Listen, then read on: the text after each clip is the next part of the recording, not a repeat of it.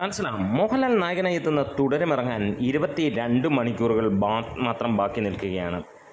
Cinema ഇതിനോടകം തന്നെ വലിയ രീതിയിൽ തീ പിടിക്കുന്ന പോലെ തന്നെ ബുക്കിംഗ് കാണാൻ കഴിയുന്നു. മണിക്കൂറുകളിൽ 10,000-ന് മുകളിലുള്ള ടിക്കറ്റുകൾ വിറ്റുപോകുമ്പോൾ യാതൊരു ഹൈപ്പും ഇല്ലാതെ വന്ന ഈ ഒരു ചിത്രം ഇന്ന് അക്ഷരാർത്ഥത്തിൽ അതൊരു കൊടൂര സിനിമയുടെ എല്ലാ ലക്ഷണങ്ങളും കാണിച്ചു തുടങ്ങുന്നു. സിനിമയുടെ ടീസറിൽ നമ്മൾ കാണുന്ന മോഹൻലാലിൻ്റെ ചില മുഖഭാവങ്ങൾ അത് ഒരു കാര്യം ഉറപ്പിച്ചു തരുന്നുണ്ട്. അത് തീർച്ചയായും ഒരു വലിയ രീതിയിലുള്ള ഒരു സിനിമയിലേക്ക് യാതൊരു ഹൈപ്പും ഇല്ലാതെ വരുന്ന ഈ ഒരു സിനിമ നമ്മളെ സതയത്തിൻ്റെ മുകളിലേക്ക് കൊണ്ടുപോകുമെന്നുള്ളതിന് യാതൊരു സംശയമില്ല. ഇത് അതിൽ നിന്നുള്ള ഇൻസൈഡ് റിപ്പോർട്ടിൽ നിന്ന് തന്നെ പറയുന്ന ചുമ്മാതെ പറയുന്നതല്ല എന്നുള്ളത് ഉറപ്പിച്ച് പറയുന്നു.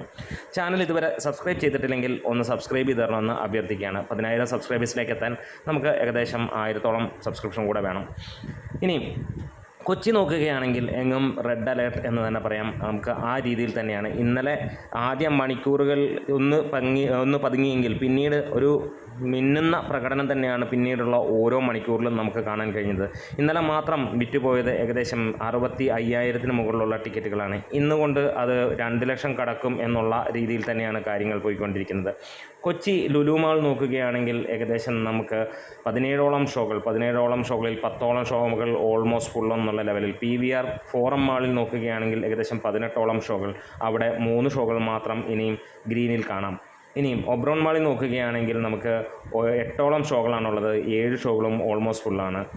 ഷേണൈസിൽ നമുക്ക് ഏകദേശം 16 ഷോകളാണ് കാണാൻ കഴിയുന്നത്. അതിനകത്തിൽ 6ഓളം ഷോകൾ പച്ചയുണ്ടെങ്കിൽ ബാക്കിയെല്ലാം തന്നെ ഓൾമോസ്റ്റ് ഫുൾ. വനിതാ വിനീതയിലുള്ള 11 ഷോകൾ അതിലെല്ലാം തന്നെ ഓൾമോസ്റ്റ് ഫുൾ. അതിനകത്തിലെ രാത്രി 8:10 ഹൗസ്ഫുള്ളായി കഴിഞ്ഞിരിക്കുന്നു. അങ്ങനെ തുടങ്ങുകയാണ്.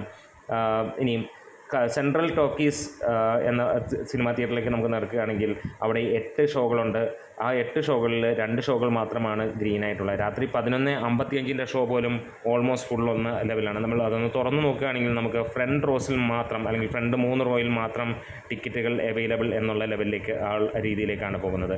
എന്താണെങ്കിലും തുടരും തീ പിടിപ്പിച്ച് തന്നെ മുന്നോട്ട് പോയിക്കൊണ്ടിരിക്കുന്നു. നമ്മുടെ വീഡിയോസ് ഇഷ്ടമായെങ്കിൽ ഒന്ന് സപ്പോർട്ട് ചെയ്ത് തരണം. ലാൽസനം.